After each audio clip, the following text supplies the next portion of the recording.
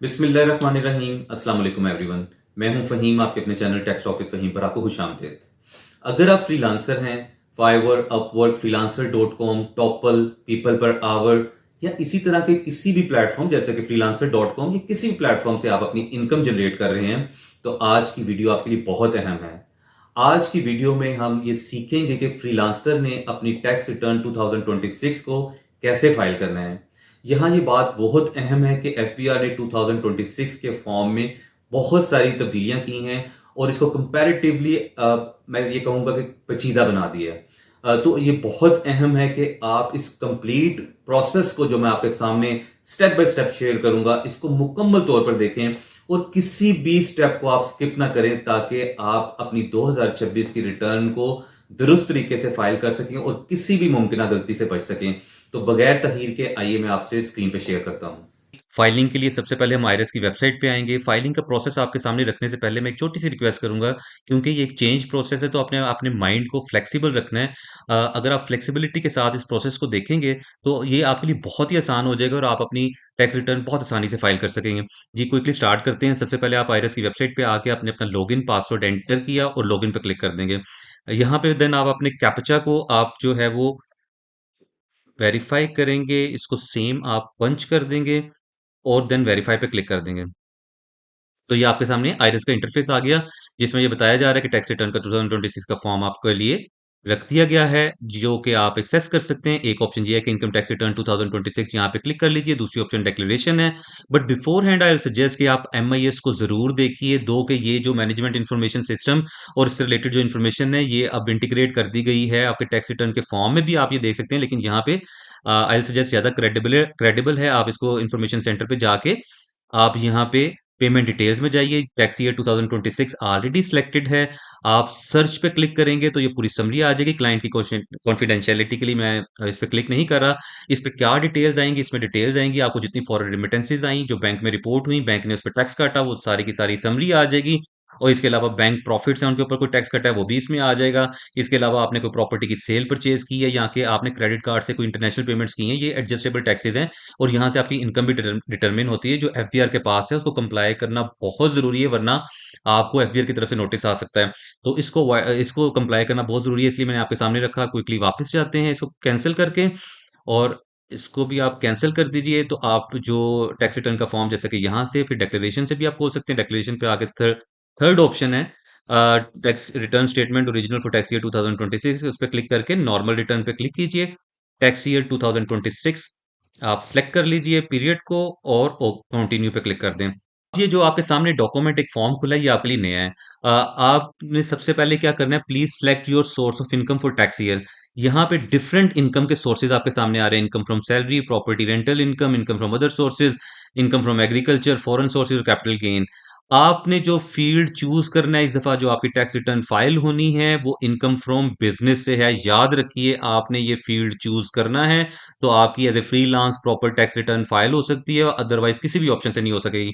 तो आपने income from business को चूज करना है। सेकंड जो इंपॉर्टेंट ऑप्शन है वो ये है कि आप पाकिस्तान के टैक्स रेजिडेंट हैं। आप हैं 183 डेज से ज्यादा पाकिस्तान में, यस पे क्लिक कर दीजिए, अगर नहीं तो नो पे क्लिक कर दीजिए, अगर आप 183 डेज से ज्यादा फॉरेन में रहे हैं तो। नीचे आप आ जाएं तो समरी ऑफ इकोनॉमिक ट्रांजैक्शन, ये वही इंफॉर्मेशन है जैसे मैंने जिक्र किया कि एमआईएस आपके पास इंटरफेस पे अवेलेबल है। यहाँ पे आपको टैक्स रिटर्न फाइल करते हुए एज ए रेफरेंस भी ये इंफॉर्मेशन दे दी गई है। आपकी ये समरी ऑफ जितने भी विदहोल्ड किए गए हैं टैक्सेस आपकी ट्रांजैक्शन के ऊपर, ये तमाम समरी उसकी आ रही है। लेकिन अगर उसका ब्रेक डाउन डिटेल्ड चाहिए तो आप इसको डाउनलोड डिटेल्स, ये जो ग्रीन में आपके पास ऑप्शन है, इसको क्लिक करेंगे तो ये एक्सेल में आपके पास सारी वो समरी आ जाएगी। उसको एज ए रेफरेंस आप इस्तेमाल कर सकते हैं। अब हम स्टार्ट रिटर्न फाइलिंग पे जाएंगे तो ये आपके सामने फॉर्म खुल गया। अब आप ये देखें, यहाँ पे क्योंकि हमने इनकम फ्रॉम बिजनेस चूज किया है तो अब हमारे पास दूसरे टैब्स नहीं आ रहे, हमारे पास सिंपल वही फील्ड्स आ रहे हैं जो हमसे रिलेटेड हैं। तो ये एक थोड़ा सा मैं समझता हूँ कि ये एक थोड़ी बेहतरी है इस हवाले से कि इसमें आपके पास कम्प्लेक्सिटी नहीं होगी, आपके सामने सिंपल फील्ड्स हैं, उन्हीं में से आपने इंतखाब करना है। अब आप इनकम फ्रॉम बिजनेस में आएंगे तो आप कोई मैन्युफैक्चरिंग ट्रेडिंग तो आप कर नहीं रहे, आप अदर रेवेन्यूज पे क्लिक करेंगे। जहाँ पे आपके पास ऑप्शन है fee for technical professional services, आप यहाँ पे भी ये ऑप्शन ले सकते हैं।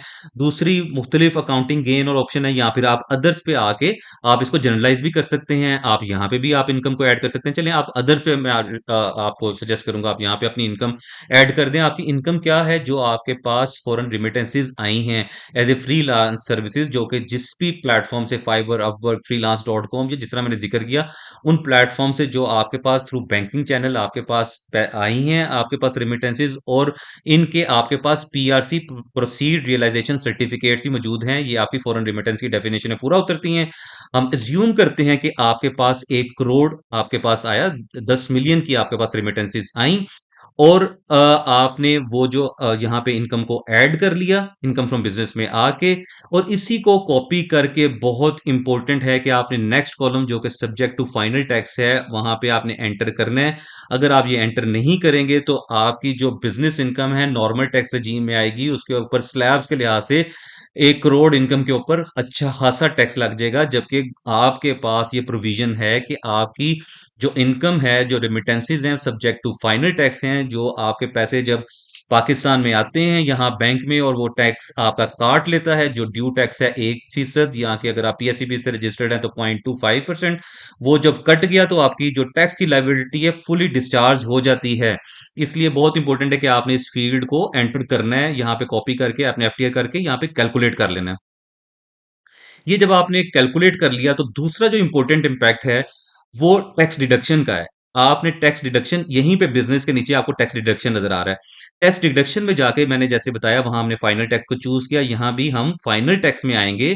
फाइनल टैक्स में आके अब आपको यहाँ सेक्शन ऐड करना है। अब ये थोड़ी-सी इसमें पेचीदगी है कि आपको यहाँ अगर सेक्शन नहीं याद तो उसकी आसानी के लिए आपने एक्सपोर्ट लिख देना है। जब आप एक्सपोर्ट लिखेंगे तो दोनों ऑप्शंस आपके सामने आ जाएंगी, 0.25% 154A सेक्शन के मुताबिक, जो आपके IT enabled services say excuse me, जो आपकी इनकम है उसके ऊपर जो टैक्स है वो 0.25% है। अगर आप पीएससीबी से रजिस्टर्ड है वो भी ऑप्शन ले लीजिए, अगर आप नॉन रजिस्टर्ड है पीएससीबी से तो 1% टैक्स है, वो भी ऑप्शन ले लीजिए।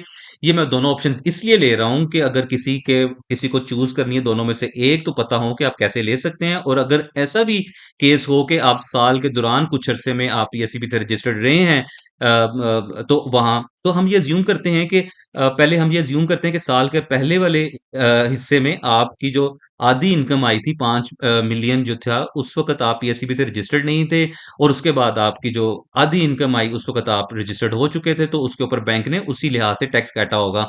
आप इसको जब कैलकुलेट करेंगे तो आपके पास टैक्स चार्जेबल में अमाउंट आ जाएगी, जो आपके टैक्सेस कटे हुए हैं, आप इसको ड्रॉप डाउन कर लीजिए दोबारा से।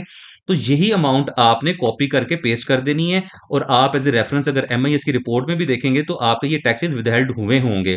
अगर ये टैक्सेस विदहेल्ड नहीं हुए होंगे तो आपने इसको फिल नहीं करना, टैक्स डिडक्टेड को आपने अदरवाइज कैलकुलेट कर देना, ताकि आपका वो टैक्स पेएबल निकले और आप उसको टैक्स पे करें अगर आपका एडवांस टैक्स नहीं कटा हुआ।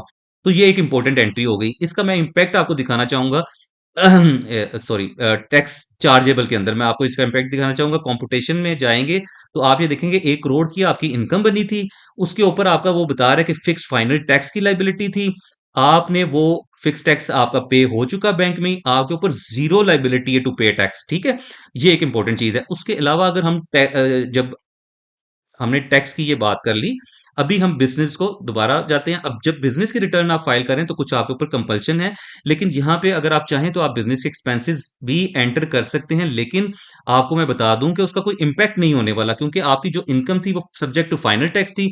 एक्सपेंसेस से ना तो टैक्स पे कमी या कोई ज्यादती होगी, लेकिन अगर आप कोई सॉफ्टवेयर हाउस रन कर रहे हैं, आप चाहते हैं कि आपके वो मटेरियल एक्सपेंसेस आप उनको ऐड करना चाहते हैं, आपका रेंट फॉर एग्जाम्पल 1 मिलियन है, आपने कुछ सैलरी दी 5 लाख की, डमी में ट्रांजैक्शन एंटर कर रहा हूँ, आपने कोई इलेक्ट्रिसिटी वाटर के एक्सपेंसेस दिए 5 लाख, ठीक है, आपने ये ट्रांजैक्शन कर दी। आप वैसे इनडायरेक्ट अदर इनडायरेक्ट एक्सपेंसेस में भी कुछ एंटर कर सकते हैं।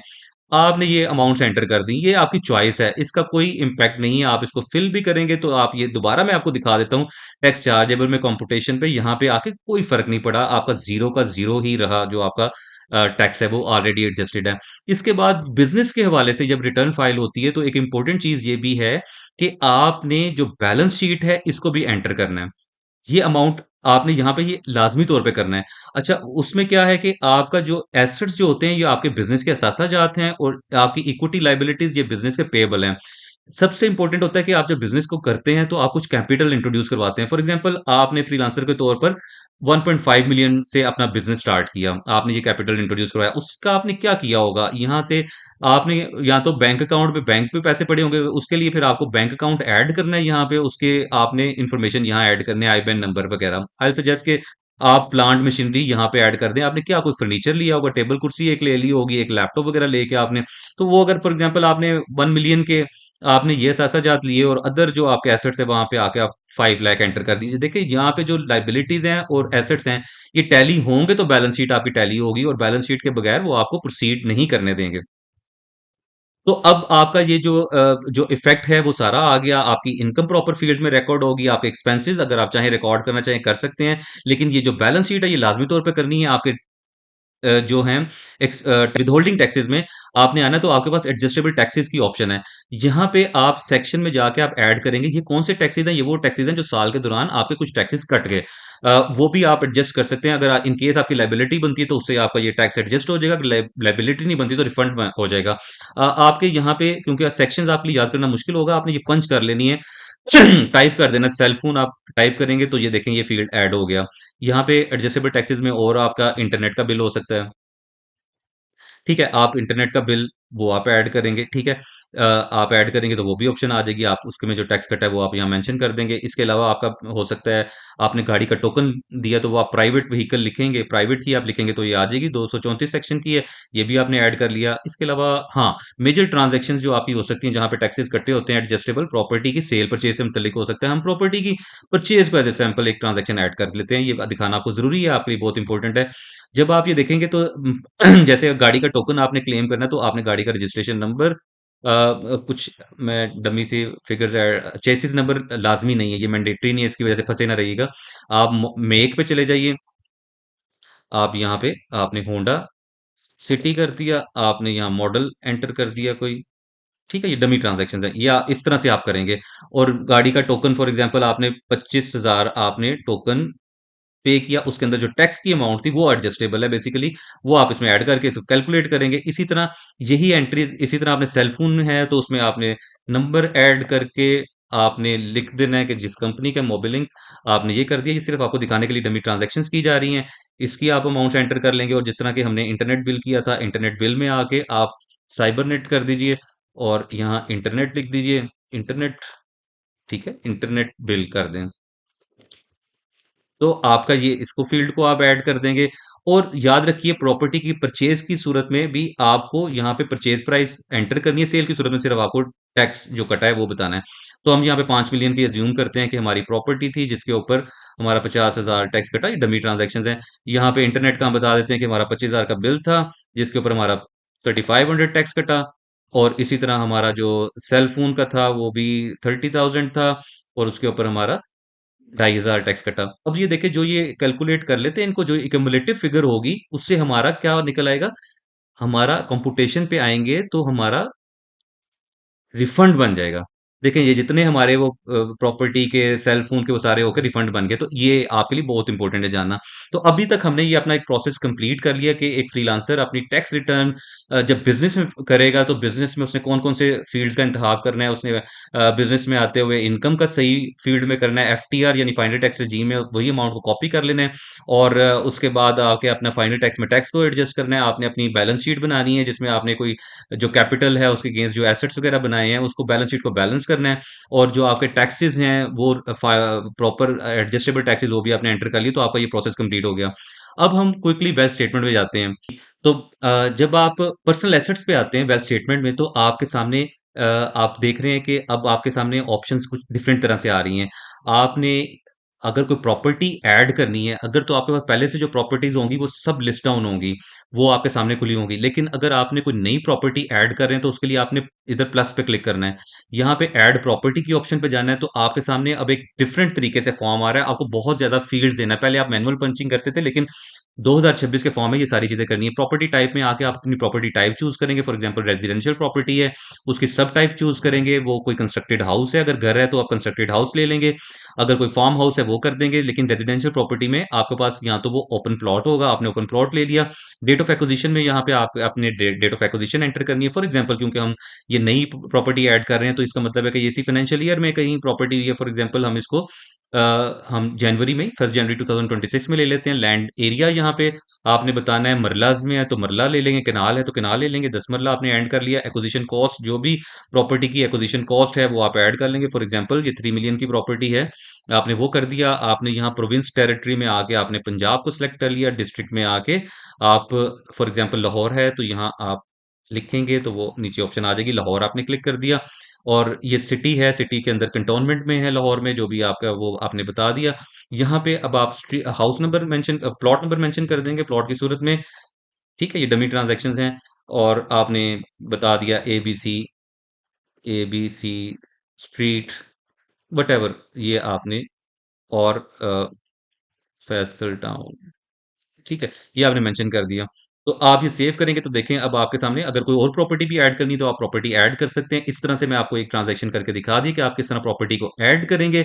उसके बाद आपके सामने यहाँ पे पहले बहुत सारी लिस्ट डाउन आपके पास अवेलेबल ऑप्शन होती थी। अब आपने सब चीज़ों को यहाँ ये जो for example sorry financial assets and investments, यहाँ पे आप एसेट्स पे प्लस करके आप ये वाली ऑप्शंस ले सकते हैं, investments, advances, prepayments, cash, assets held in other name.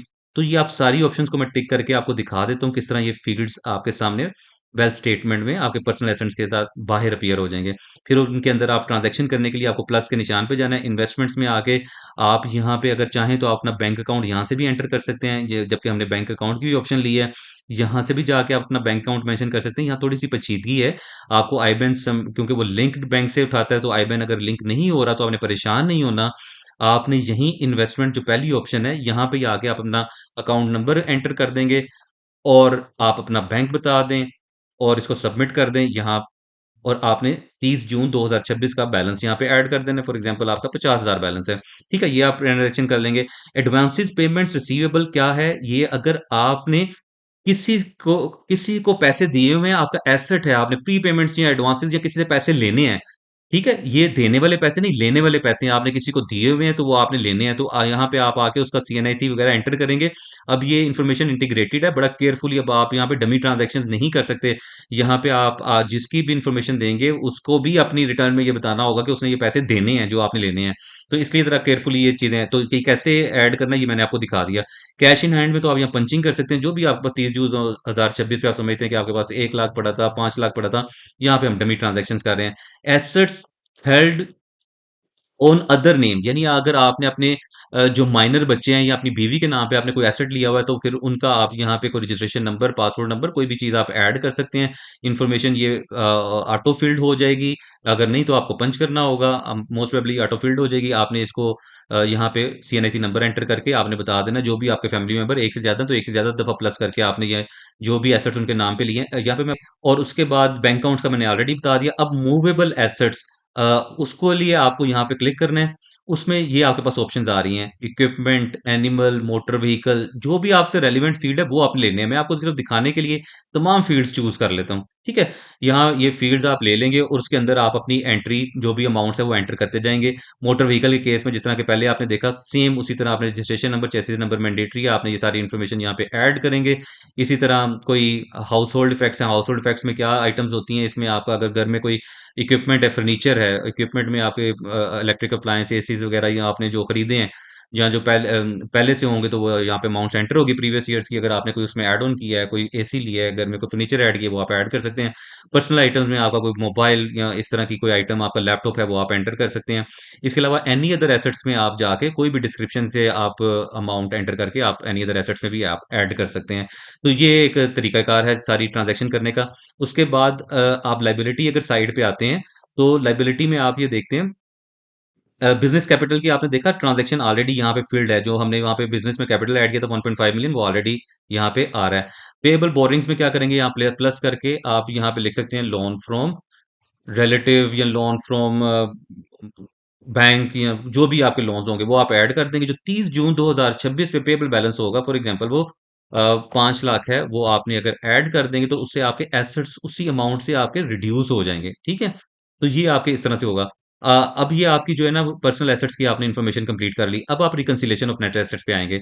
यहाँ पे आप आएंगे तो आप ये देखते हैं कि आपके जो नेट एसेट्स, क्योंकि ये डमी ट्रांजैक्शन है, तो आप ये देख रहे हैं कि 4.1 मिलियन के आपके एसेट्स हो गए। पहले से आपके तकरीबन 4 लाख या 3,99,000 के एसेट्स थे। तो आपके एसेट्स में जो इंक्रीज हुआ है, एक्चुअली रिकंसिलिएशन में हमने वो जस्टिफाई करना है कि जो एसेट्स में इंक्रीज हो रहा है, आपके एसेट में इंक्रीज हुआ है 3.7 मिलियन। तो यहाँ पे देखें जो इनकम है वो खुद ब खुद यहाँ पे कोरस्पॉन्डिंग इफेक्ट आ रहा है। जो हमने 1 करोड़ की इनकम ली थी सब्जेक्ट टू फाइनल टैक्स, यहाँ रिकंसिलिएशन में ऑलरेडी वो इनकम आ गई, और आपकी जो आउट है अनरिकंसाइल्ड है वो 6.2 मिलियन से है। तो बेसिकली हमने ये देखना है कि हमारे पास 1 करोड़ की इनकम थी, जिससे हमने 3.7 मिलियन के एक्सपेंस इंक्रीज, 3.7 मिलियन के एसेट्स हमने ले लिए। इसका मतलब कि बाकी हमने अखराजात में स्पेंड कर दिए ना पैसे। तो हाँ, इसका तो आपके एक्सपेंसेस जो आप पहले रिकॉर्ड करते थे पर्सनल एक्सपेंसेस वेल्थ स्टेटमेंट के साथ यहाँ आ रहा होता, तो वो अब आपको इधर एक्सपेंसेस नजर आ रहा है। एक्सपेंसेस के लिए, पर्सनल एक्सपेंसेस के लिए एक्सपेंसेस पे आके यहाँ क्लिक करेंगे, और जो से एक्सपेंसेस आप चाहें जिसमें आपने एंट्री करनी है, यहाँ क्लिक करते जाएंगे, वो सारी इन्फॉर्मेशन आती जाएगी। मैं सिर्फ आपको दिखाने के लिए ये ऐड कर देता हूँ, ठीक है। और यहाँ पे आपने ऐड कर दिए। वैसे आप सारे फील्ड ऐड कर सकते हैं, फॉरेन ट्रैवल वगैरह मिस हो गया, लेकिन वो भी आप ऐड कर सकते हैं। पर आई सजेस्ट कि आप don't go into the petty details. आप other personal household expenses में आके आप ये अमाउंट भी ऐड कर सकते हैं। तो हम यहाँ पे एक ही जगह पंच कर देते हैं in the interest of time. हमें ब्रेकडाउन वैसे भी बहुत ज़्यादा देने की ज़रूरत नहीं। जब आप इसको कैलकुलेट करेंगे तो ये आपकी जो है रिकंसाइल हो जाएगी। ठीक है, अब फुली रिकंसाइल होगी है आपकी जो टैक्स रिटर्न फाइलिंग का पूरा प्रोसेस आपने देख लिया। इसी प्रोसेस को आपने फॉलो करना है। यहाँ पे सारी याद रखिएगा डमी ट्रांजैक्शंस हैं, आपने ओरिजिनल नंबर, जेन्युइन नंबर्स आपने एंटर करने हैं। तो इस तरह से आपका फाइलिंग का प्रोसेस कंप्लीट हो जाएगा। इसको आप सेव कर लेंगे। सेव करके आप जब सबमिट पे क्लिक करेंगे तो आपसे वो वेरीफाई करेगा पिन कोड, वो आपने पिन वेरीफाई कर देना, देन आपने सबमिट कर देना। एक और इम्पोर्टेंट इन्फॉर्मेशन कि जब आप ये फॉर एग्जांपल हम यहाँ पे सेव करके सबमिट की तरफ जाएंगे, तो वो कह रहे हैं कि सिलेक्ट बिजनेस एक्टिविटी। यहाँ पे आके आपने, क्योंकि बिजनेस की रिटर्न फाइल कर रहे हैं, तो आपने बिजनेस एक्टिविटी यहाँ पे आके ऐड करना है। ऐड बिजनेस डिटेल्स में जाएंगे, यहाँ पे प्लस करके बिजनेस में आप आएंगे तो आपने बिजनेस का नेम एंटर करना है। क्योंकि आपका कोई रजिस्टर्ड बिजनेस नहीं है, आप फ्रीलांसर है फॉर एग्जांपल, वो आप कर देंगे। या प्रिंसिपल एक्टिविटी में सर्विसेज कर देंगे, आप सर्विसेज कर रहे हैं। ब्रांड नेम में भी आप एपीसी कर दें, अगर आप किसी बिजनेस रजिस्टर्ड बिजनेस के नेम से कर रहे हैं तो वो कर देंगे। बाकी ये स्टार्ट डेट, जो भी बिजनेस की स्टार्ट डेट है, फॉर एग्जांपल कम से कम आप 2025 की कर लें। जब से आप फ्रीलांसर के तौर पे अपनी टैक्स रिटर्न फाइल कर रहे हैं उसको ज़हन में रखिएगा। आप कोई भी वो उसके लिहाज से डेट मंथ आप ऐड करके आप ये कर दें। इसको आप सेव कर लेंगे। आप सेव करेंगे तो देन सेव करके आप सबमिट करेंगे तो आपको वो सबमिट की ऑप्शन में आपको पिन पूछेगा, और फिर आप सबमिट कर पाएंगे। क्योंकि ये डमी ट्रांजैक्शन है, इसको मैं सबमिट नहीं करूंगा, यहाँ पे मैं सबमिट करूंगा तो ये सबमिट हो जाएगी। एक प्रोसेस कंप्लीट आपने देख लिया। होपफुली अब आपके लिए ये काफ़ी कन्वीनियंट हो गया। अब मैं उम्मीद करता हूं कि अब आपको वाज़ेह तौर पर यह मालूम हो गया है कि आपने अपनी इनकम टैक्स रिटर्न 2026 को कैसे फाइल करना है और किन चीज़ों का खास तौर पर ख्याल रखना है। अगर ये वीडियो आपके लिए मुफीद रही हो तो आप अपने फ्रीलांसर दोस्तों तक भी इसको ज़रूर शेयर कीजिए, ताकि वो भी इससे मुस्तफ़ीद हो सकें। और अगर आपको वीडियो पसंद आई है तो चैनल को भी ज़रूर सब्सक्राइब कर लीजिए और बेल को ज़रूर प्रेस कीजिए, ताकि आने वाली मुफीद मालूमात भी और वीडियोज़ भी आप तक पहुँचती रहें। नेक्स्ट वीडियो में मुलाकात होगी, तब तक के लिए खुदा हाफिज़।